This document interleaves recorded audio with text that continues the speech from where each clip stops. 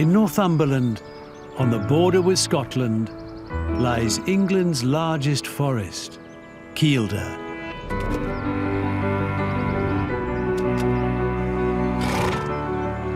A wild and remote landscape, home to dense woodland, ancient bogs, and breathtaking waterfalls.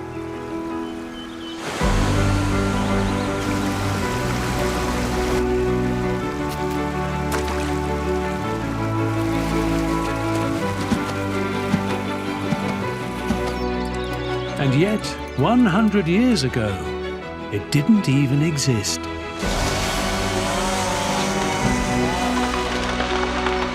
Created to provide the country with timber, it has evolved to become a refuge for some of Britain's greatest and most secretive wildlife.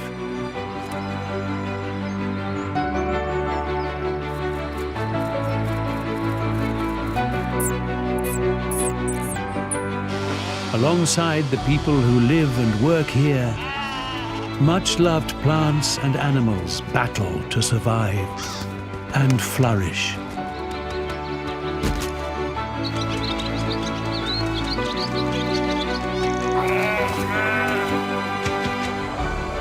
Filmed over one dramatic year, capturing the beauty of 4 spectacular seasons.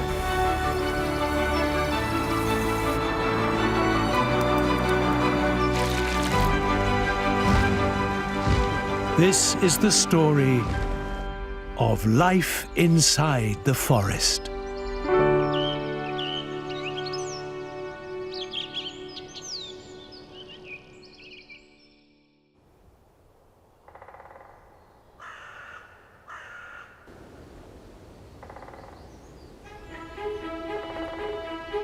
In England's largest forest, there's about to be a surge of activity.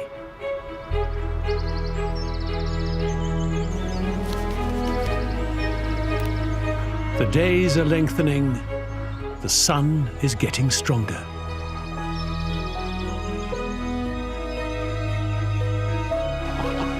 It's a time for new life and transformations. This is a season of opportunity. This is spring.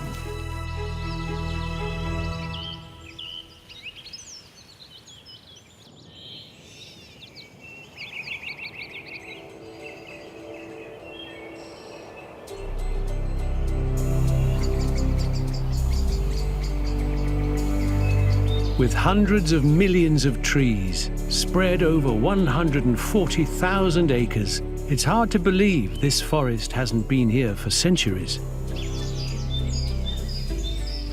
Parts of it feel like an ancient land. When you come to Kielder, I always personally describe it as close as getting to Canada in the UK, because it has that feel about it. It has the huge terrain, but it is fascinating all that came from planting trees from timber production. The people who work here are part of an idea first conceived 100 years ago. The vision was to plant a timber crop that the UK could use, because there was a real concern we were running out of trees. We had depleted our timber stock and the UK was in trouble. In the aftermath of World War I, Britain faced a desperate timber shortage. Woodland covered just 5% of the country, and it was reliant on imports. The Forestry Commission was established, and the moorland around Kielder Castle was identified as suitable for forestry. It was a real challenge to establish Kielder Forest. The ground conditions were very peaty, as they are today. It was very much open hillside. It was very much an area that the sheep had eaten anything they could eat. Sitka spruce was brought into the UK as a conifer tree which would fast grow and give production. The first trees were planted in 1926. Much of the planting was done by shipyard workers and miners who were housed in specially constructed camps. It wasn't until 1948 that the first mature trees were felled. Kielder now produces 500,000 tons of timber a year, used for building, furniture and paper. But it's become so much more. The landscape's hugely diverse compared to what it would be like if it was not planted in 1926. The species list and the naturalness is completely off scale to what this area would have been like without that intervention. As well as providing timber, Kielder has become a sanctuary for some of Britain's most cherished flora and fauna. It's during spring that much of it comes alive.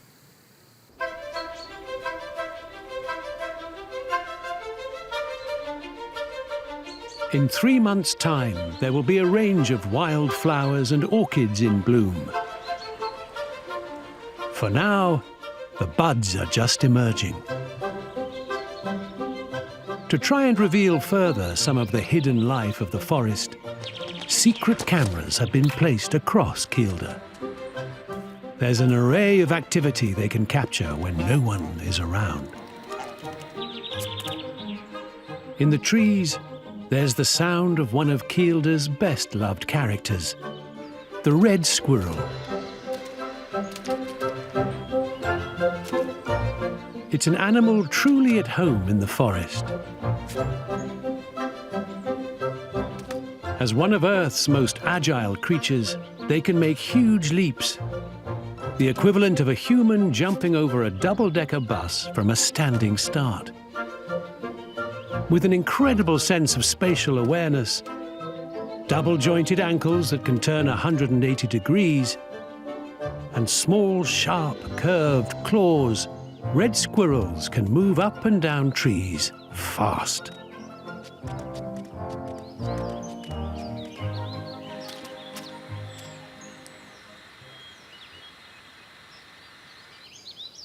One of Britain's most iconic native creatures, the red squirrel was once widespread across the country. But since the Victorians introduced the grey squirrel from North America, numbers have plummeted. In many areas, the reds have been wiped out by a virus carried by the greys. It's thought Kielder could now be home to around 50% of England's remaining red squirrel population. Here, the habitat is ideal for them, with abundant food and plenty of potential nest sites. It's hoped Kielder can remain a stronghold for this elusive creature. The red squirrel certainly needs all the help it can get.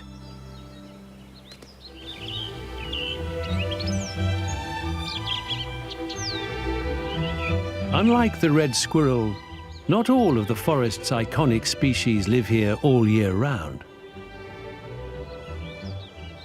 Every March, Kielder waits anxiously for the return of one of its most precious birds, the osprey.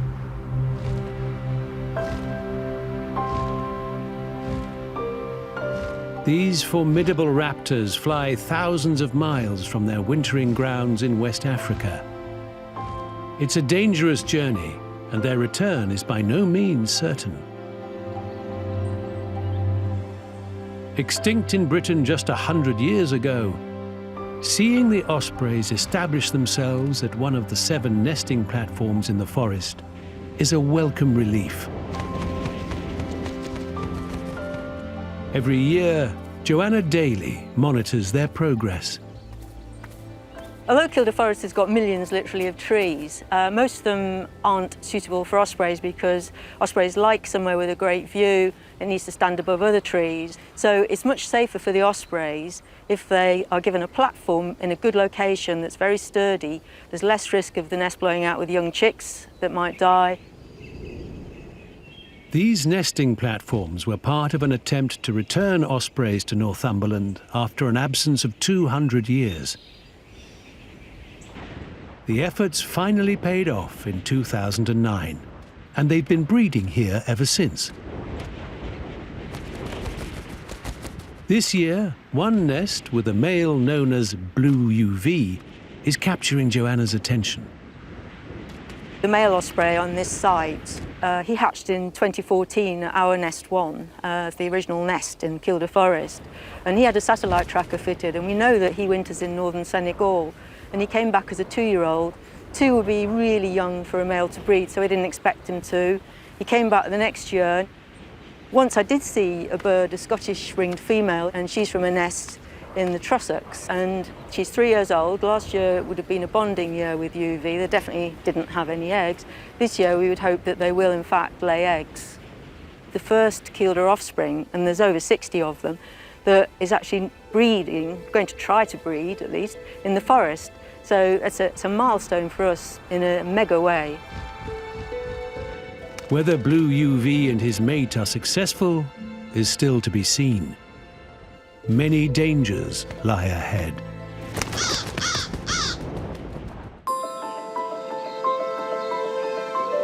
It's still early spring in Kielder Forest, and the sun shines across its 60,000 hectares. But beneath the canopy, in the darker, more mysterious depths of the forest, there are unexpected treats. In a quiet, enchanting dell, the silence is broken by the sound of falling water.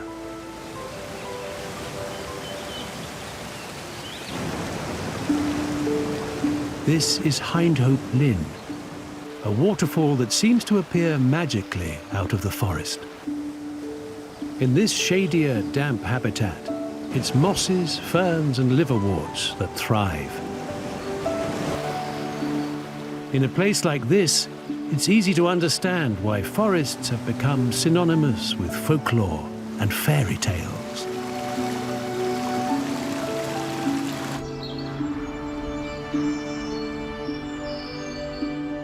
To reveal some of the hidden mysteries of the forest, secret cameras have been placed across Kielder. And they've made a rare sighting of an animal once extinct in England. This is a pine marten, elusive and secretive. They're a cat-sized member of the weasel family. The first sighting of a pine marten in the forest's history was only made in 2018. This footage is more evidence they are taking up permanent residence here. It's even hoped pine martens can help the local red squirrel population. Studies show that with grey squirrels being easier prey for pine martens, their presence can stop the spread of the red's arch-enemy. Just as quietly as they appear on our cameras, they slip away.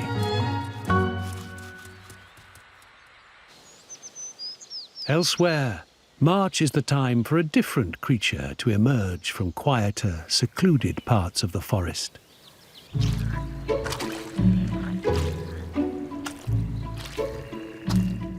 The common toad has spent the winter hibernating, hidden away.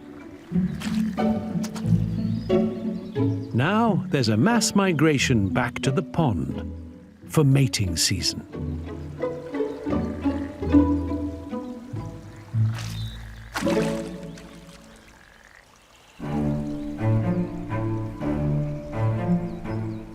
The males gather.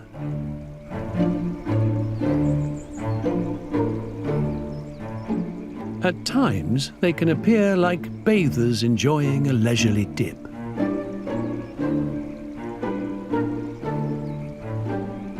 They're all in search of one thing. And when a female arrives, there's a change in atmosphere. The female might be twice the size of the males, but she's soon ambushed.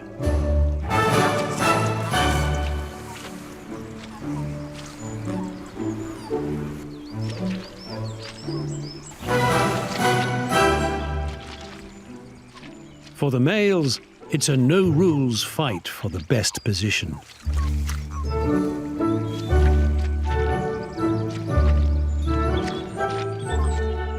Only those in the right spot when she lays her thousands of eggs get to fertilize them. For the toad in pole position, they cling on for dear life.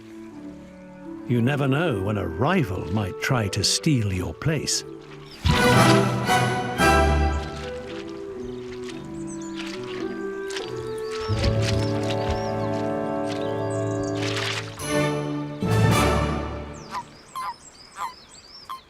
These toady scrums can sometimes go on for days. Eventually, the long chains of toad spawn are laid. From these thousands of eggs, only a fraction will survive. Those that do will one day also return to this same pond to take part in their own springtime mating.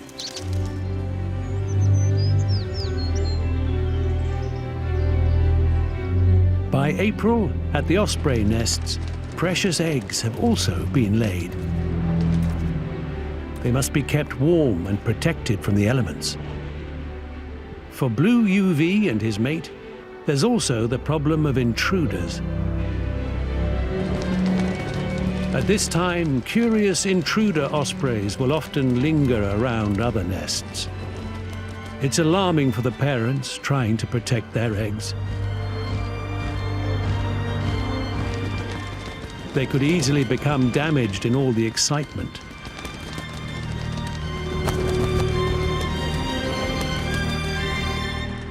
This osprey has been warned off, but there's a bigger threat lurking. To crows and ravens, the eggs are a tasty meal.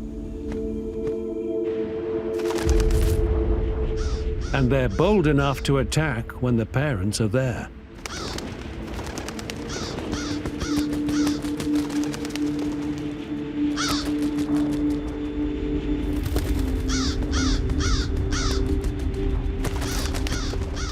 They don't give up easily.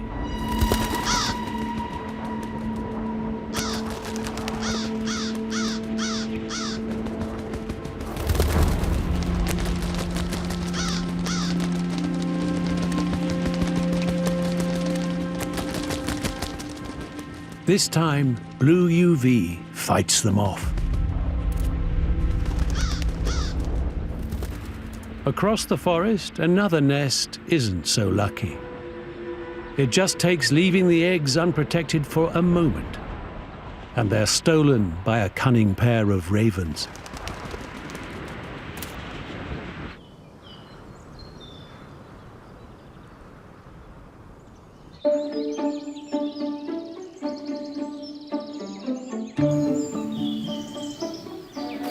Throughout Kielder, all creatures are trying to make the most of this season of opportunity. Some do it with more finesse than others. At the burn, a pied wagtail waits expectantly for insects. In Italian, wagtails are known as ballerinas. For them, it's not just about catching a meal. They must do it with an element of style.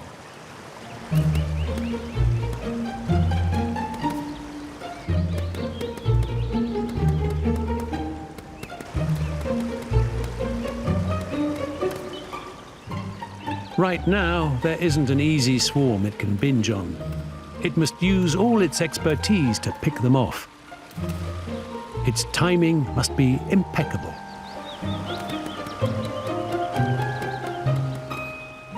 Bravo!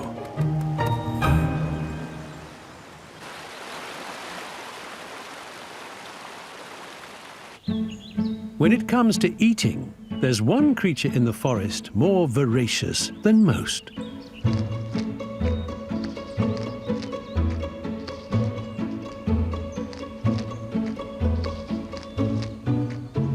This caterpillar hatched from an egg the size of a pinhead and emerged smaller than a grain of rice.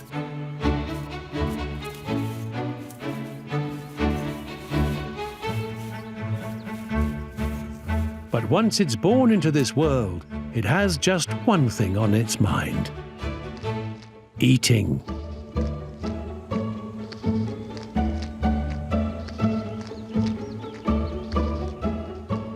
Caterpillars are little more than stomachs on legs. The more it eats, the more it grows.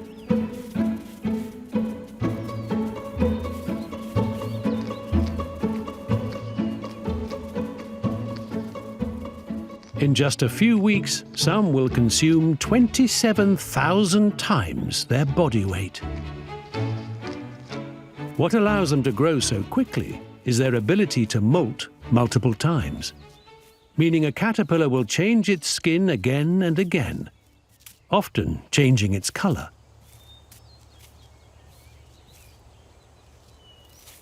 The skin is covered in hair-like bristles called setae, giving them their sense of touch.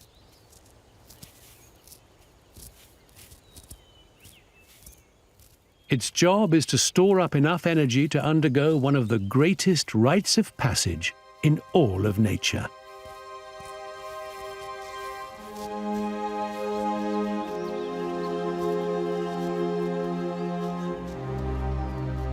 The caterpillar creates a silk pad, attaches itself to a stem and hangs, head down.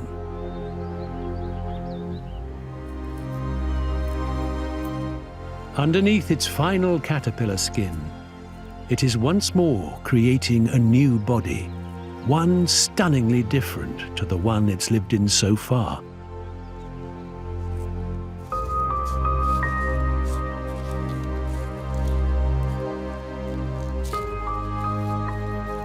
When it finally wriggles free, it is no longer a caterpillar at all.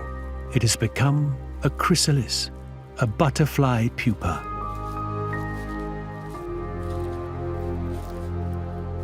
It is now in the midst of a transformation so radical, science is still trying to decipher how it happens. Its outer skin dries and hardens. For most of the next 2 weeks, the dull casing of skin looks dormant. But inside, special cells carry out instructions that will complete a miraculous metamorphosis.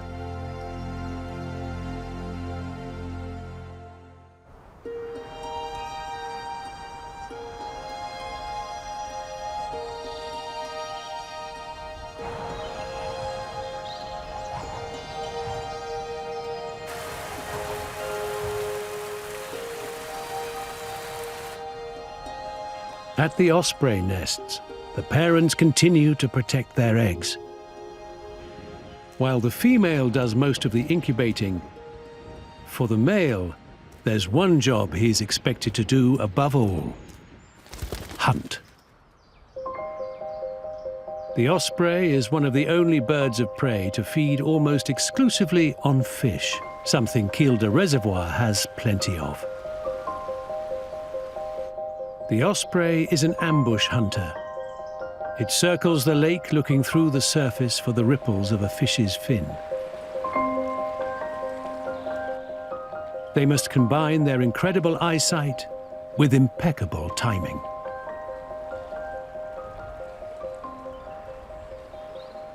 Once it spies its target, it begins to dive for the water.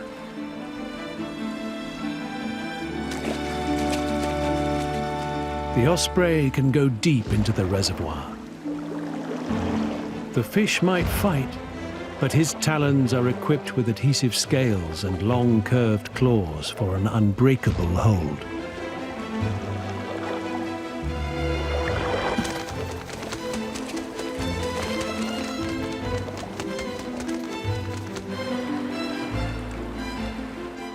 The osprey then carries the fish with its head facing forwards in the direction it's flying, keeping it streamlined. He's fulfilled his duty. His partner can feed up as she continues to wait hopefully for her new chicks.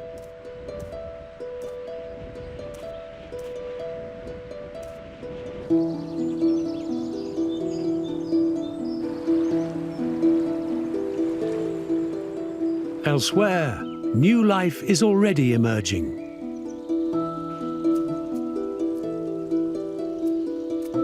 Amidst the pond skaters and newts, this shallow pool is full of tadpoles.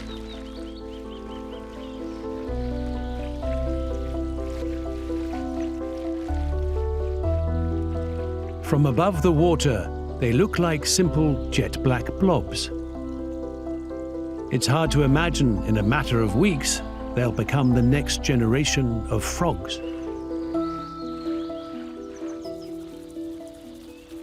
These alien-like creatures are some of the greatest shapeshifters in nature.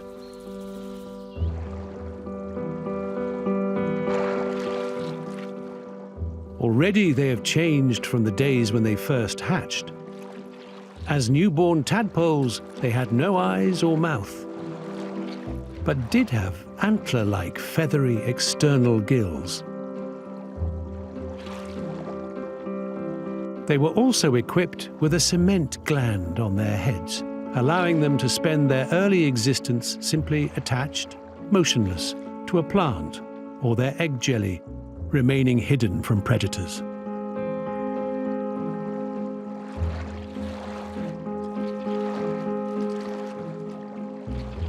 It's not long until the gills become internal and are covered in a flap of skin.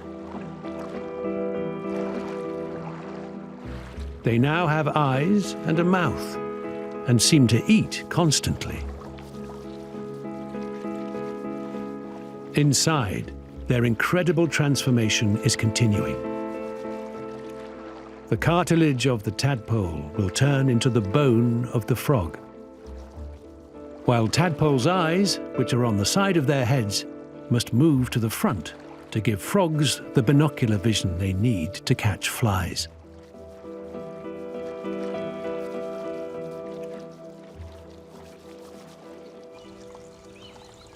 Of course, not all will make it. If all tadpoles survive to become adults, Kielder might just be facing a problem of biblical proportions. But hopefully, some will soon grow legs and emerge as tiny froglets. Their amazing shape-shifting complete.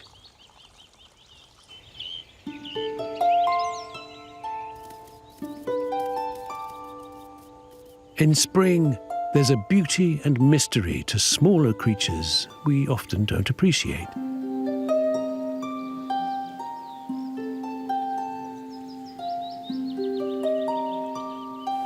This might seem like an annoying swarm of insects, but look closer, and it is in fact something quite beautiful: the dance of the mayfly.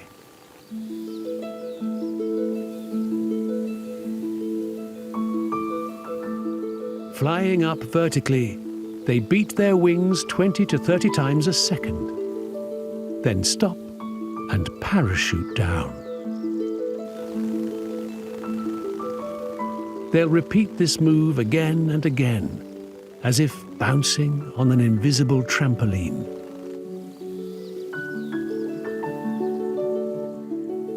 It's all in the hope of attracting a mate.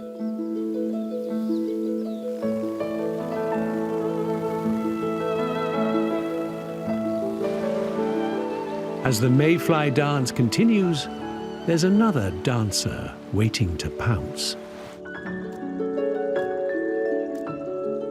The pied wagtail is back, but this time there's less call for leaps and pirouettes. Easy pickings are everywhere.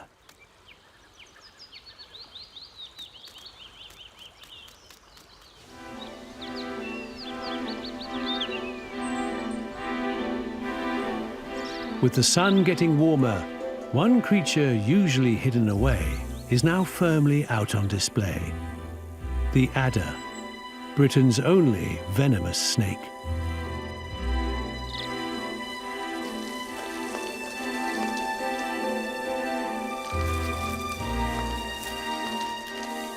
The most northerly member of the viper family, it's easily distinguished by its red eye and zigzag markings, camouflaging it against the bracken. The males emerged from their winter sleep weeks ago, but now in April they are joined by the females. They all must flatten their bodies to capture the maximum warmth from the sun's rays. For the males, despite not eating for months over winter, they must bask in the weak spring sunshine to raise their metabolism so they can develop sperm.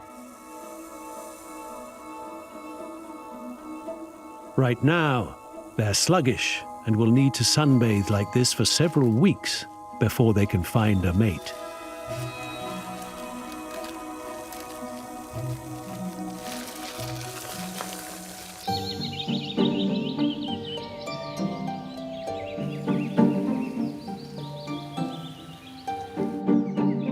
The lengthening days of spring bring a surge of life to the forest. Everywhere there are new parents trying to guide their offspring. These young are at the most vulnerable point of their lives.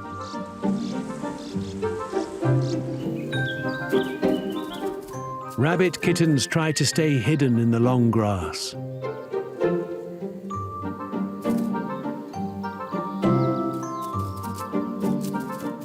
While this juvenile goldfinch is distinctly less colourful than an adult, as it hopes to avoid the attention of predators. Many animals are born with a drive to accept the first beings they see as their parents. The look and voice of the adults are then indelibly etched into their minds. It's known as imprinting. Precocial birds, those that can walk after hatching, are most associated with this phenomenon.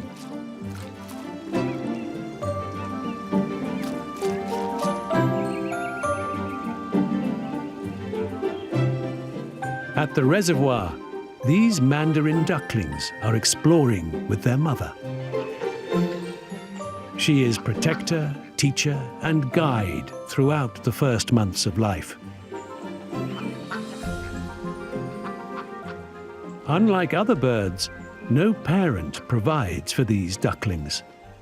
They must start feeding the moment they enter the water.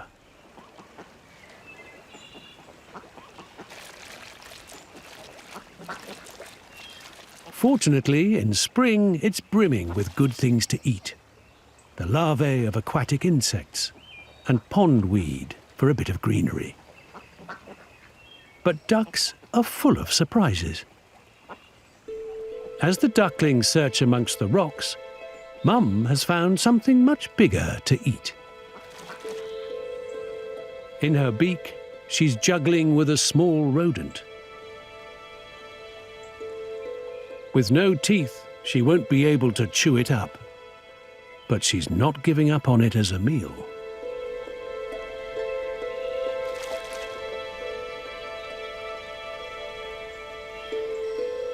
It's not unheard of for mandarins to eat grasshoppers, frogs, and even small snakes. But a whole rodent is certainly a big and rare mouthful.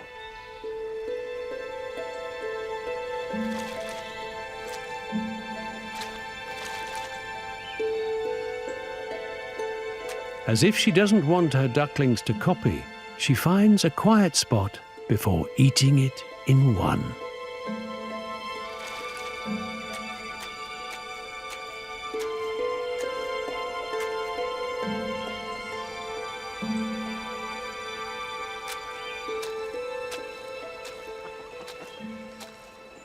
For her young, foraging close to the water's edge without their mother's protection, they are at risk of becoming the mouthful.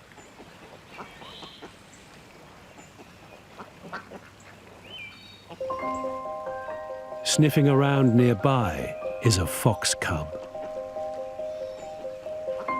But has Mum spotted the danger?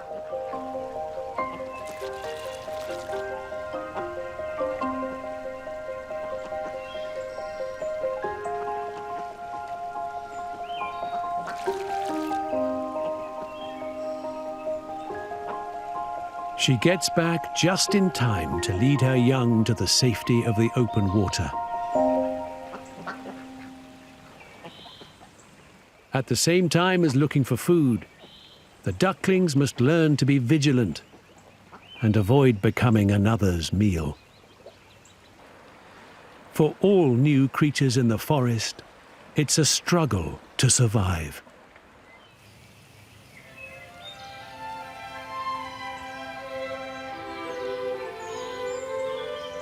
It's now May in Kielder Forest. The change from the dark, cold days of winter to the warmth and light of summer is almost complete. Inside this chrysalis, another of nature's magical transformations is coming to an end.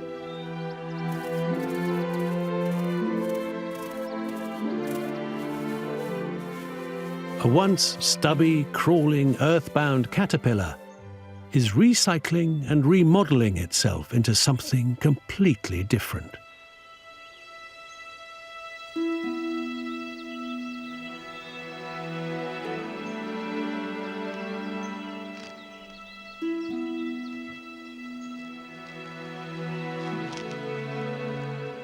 When the time is right, the skin of the chrysalis opens and is born again as a fully formed butterfly.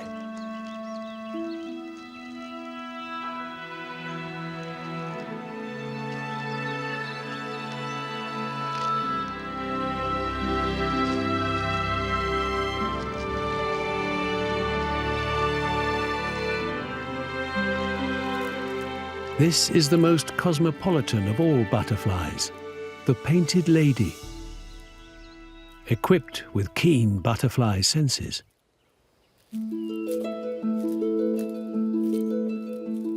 it's through her new extended legs that she can taste the leaf she stands on.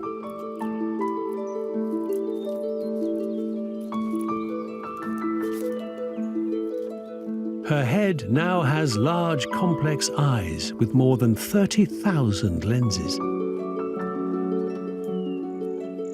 Instead of a nose, she has antennae that can catch the faintest scent.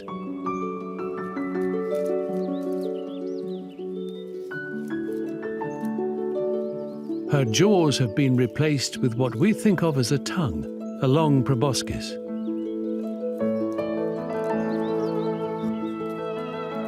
It's made of two long strands that zip together to form a tube. She usually carries it coiled, just below her head. And now she has the ultimate in new parts: wings.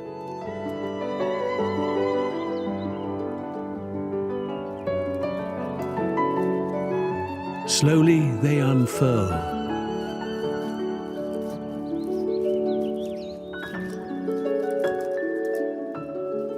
Incredibly, it's membranes in her wings that help her hear.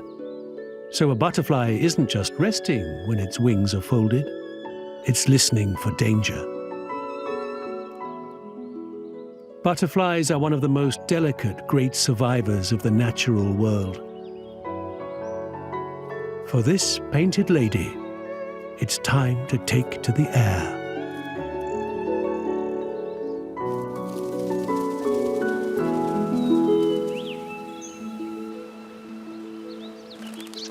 Elsewhere in Kielder Forest, other transformations are almost complete. At the shallow pond, what were once small tadpoles are now emerging out of the water as juvenile frogs, or froglets. Some remain under the surface with long tails still waiting to be absorbed into their bodies. But for the quick developers, this is an important milestone.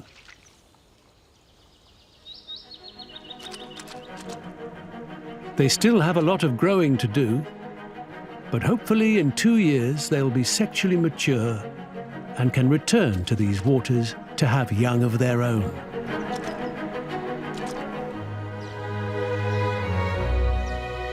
For other offspring, it's also almost time to leave their parents. In a part of the forest where trees have been felled, it might look desolate, but a swallow fledgling sits on a perch, waiting.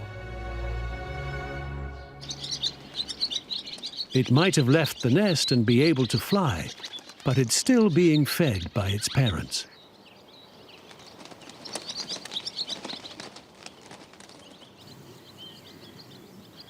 Their stunningly fast maneuvers catch insects for the young.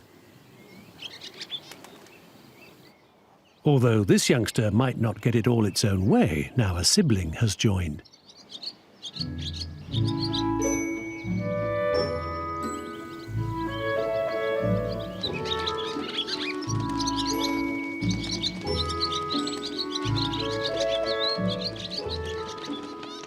Even if this time it's won. It's this sibling rivalry that leads to the classic begging behavior of a young bird. The wide-open gape revealing the brightly colored mouth lining, designed to be an easy target, combined with waving of the wings and begging calls.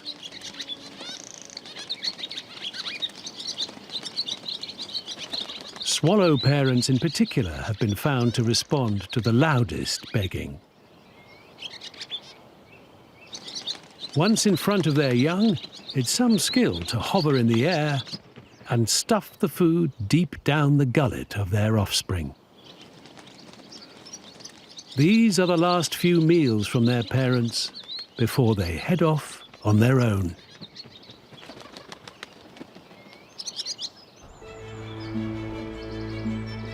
As May turns to June, the sound of summer hums in the air.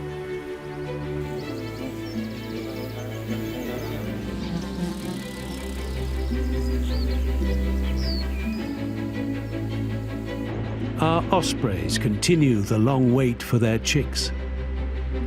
But for first-time breeders, there's always a chance they won't be successful.